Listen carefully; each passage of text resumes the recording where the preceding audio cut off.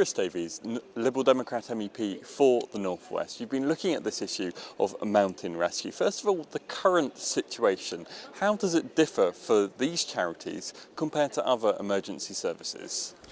There's a special exemption given in the VAT rules for maritime services. So if you give money to the lifeboats, for example, you don't pay VAT.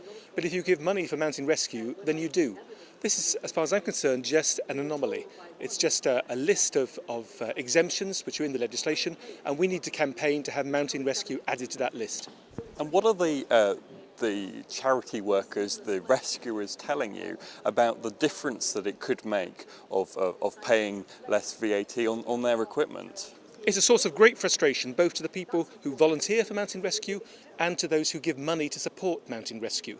I mean, what's the point of giving assistance in order to help people buy Land Rovers and stretchers and emergency equipment if a portion of that goes off to the government in tax? It shouldn't be necessary, and we need to make sure that it's properly exempted. For people that don't know how the system works, what is stopping the government from zero rating the tax rate for mountain rescue charities? VAT is really the only tax where there are strict EU rules governing what can be charged and what cannot. And in this case, mountain rescue is not on the list of exemptions. Other rescue services are. Public rescue, you don't have to pay for ambulances, for example, don't pay VAT because they're a public service. Similarly, lifeboats don't pay VAT. Mountain rescue is in this position of falling between the stools, and we need to raise it, make sure it no longer has to pay VAT. The petition that you've launched, what do you make of the public support that you've had, and do you think that adds weight to your argument? There's very strong support, both in Britain and in Ireland, where they have similar arrangements, for mountain rescue teams to be exempt from having to pay VAT. And that support doesn't simply come from people who are hill walking or people who live in those areas where there are hills and mountains. It comes from people living in cities who actually give their money to support these volunteers. You are raising money, giving it for a voluntary activity for people potentially putting their lives at risk to save others. You shouldn't have to pay tax on that.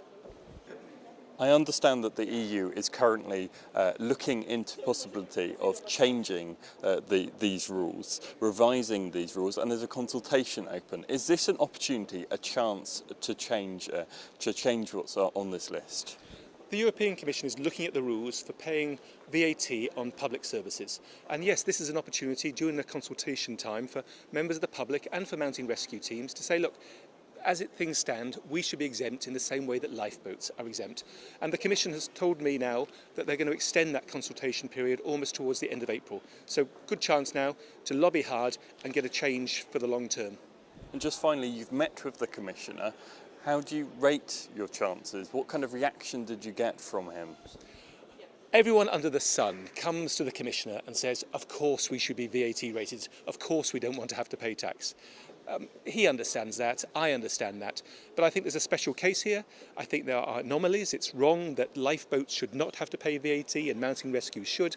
There's a clear disparity. Lives are being saved here at very little cost to the public purse. People giving the money to voluntary mountain rescue teams should not have to think that a portion of that is going off to the government in tax.